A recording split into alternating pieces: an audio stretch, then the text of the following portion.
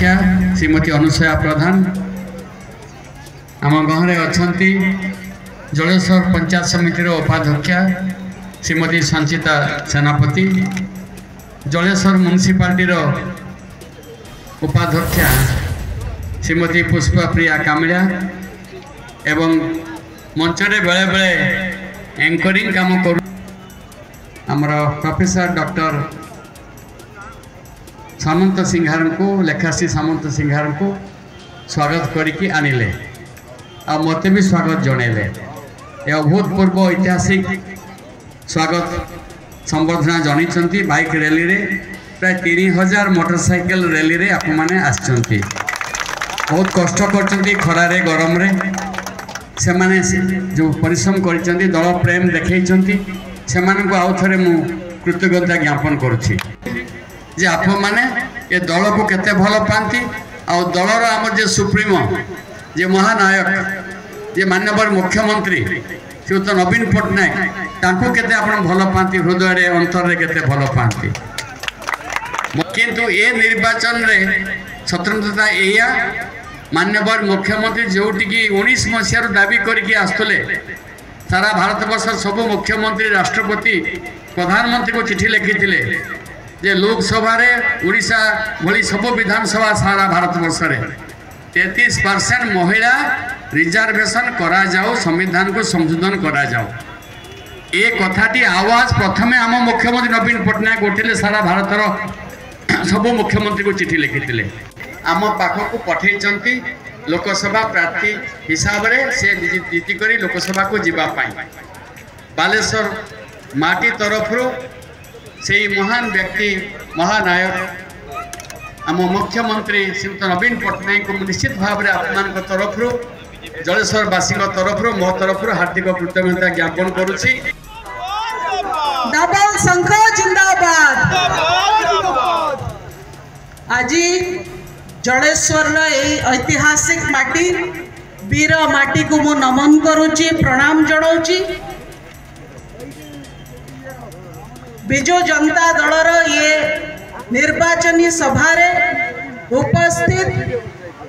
जिलार सभापति राज्यर मंत्री अश्विनी पात्र महोदय मंच उपरे उपस्थित नारायण भाई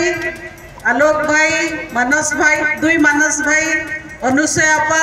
पुष्पश्री अपा षष्ठ थर पाई मुख्यमंत्री बनेबे एवं ए माटीरो पुणी थरे अश्विनी कुमार पात्र को जिते की आनिबे आ तांको सहित मते मध्य जिते की दिल्ली पठेबे तांको कथा उठेबा पाई की बंधुगण अनेक मते पचारुले आसला बेलू सांबादिक बंधु माने आपण भारतीय जनता पार्टी रे थिले एबे एबे बिजु जनता दल को आसिले लड़ाई केमिति हबो लड़ाई केमिति हबो मु कहि दिए लड़ाई वन साइडेड हबो एक तरफा लड़ाई हबो लड़ाई करबी आपण मानंक पाई बिजु जनता दल पाई बिजु जनता दलर विकास ए अंचलर विकास जलेश्वर माटीर विकास बालेश्वर संसदीय क्षेत्रर विकास मो ता पाई प्रतिश्रुतिबद्ध आपण आगे आज प्रतिज्ञा करके जाउची जहां जहां करबा को पड़िबो आपण मानंक पाई जो स्तर पर्यंत जीवा को पड़िबो जो लड़ाई करबा को पड़िबो से लड़ाई मु दिल्ली दरबार रे स्वर उत्तोलन करबी आपण मानंकर विकास पाई मु लड़ीबी आपणकर लड़ाई होची खाली केंद्र मंत्री हेले हुए नहीं केंद्र मंत्री भली काम करबा को पड़े हमर प्रश्न जे 5 वर्ष हब केंद्र मंत्री थिले केते थर जलेश्वर विषय रे स्वर उत्तोलन करिसंती संसद रे केते थर बालेश्वर निर्वाचन मंडली रा कथा कहिसंती बरम से कहंती मो बालेश्वर रा सांसद नुहे मो पडे राष्ट्र रा सांसद इंटेलेक्चुअल्स बुद्धिजीवी माटी बुद्धिया लोकंकर माटी अनेक आशा आकांक्षा रही एठार युवकंकर मु आज प्रतिश्रुति देकी जाउची मोर प्रथम प्रायोरिटी मोर माँ माने एवं युवक साथी माने जो अपार संभावना रही जलेश्वर जो अपार संभावना रही से परिपूर्ण आमे माने मिसिकी करबा 33%। हाँ सत कथा मोदी आणले 33%, किंतु तमे कौन कल आज भारतीय जनता पार्टी ओडिशा प्रदेश में जो शाखा रही मात्र 7% महिला को टिकेट मिली निर्वाचन रे, मात्र 7%। से माने 7% देला बड़को माननीय मुख्यमंत्री 33% मां मान को सम्मानित करिसंती। यही इतिहास निर्वाचन लड़ू नहीं मो भली जेते महिला अछंती निर्वाचन मंडली रे जड़ेश्वर रे एवं बालेश्वर लोकसभा क्षेत्र रे समस्ते में होचे बालेश्वर लोकसभा प्रार्थी। जदि मते टिकेट मिली तमाने आपण माननकु टिकेट मिली, महिला को स्वीकृति मिली, महिला को स्वीकृति मिली, महिला भागीदारी रे समाज आगो को जीव 50 भाग रु अधिका आम जनसाधारण होचंती महिला, महिलांकर भागीदारी रहिबो विकास रे। एटा होची माननीय मुख्यमंत्री प्रतिश्रुति से पालन करिसंती। लोक होचंती 40 वर्ष रु कम, 70 भाग होचंती 40 वर्ष रु कम, अथच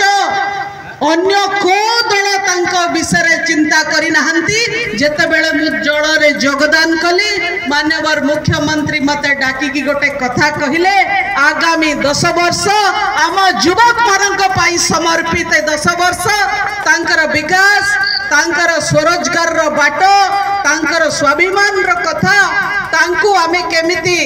गोटे गोटे इनकम जनरेटर रे परिणत करिबा, तांको सुवर्ण सुजोग दबा, समाज रे प्रतिष्ठित हबा पई कि इंडस्ट्री बसा हबो, नियुक्तिर सुजोग मिलिबो, या पई कि बिजु जनता दल प्रतिश्रुतिबद्ध अछि एवं ए प्रतिश्रुति रे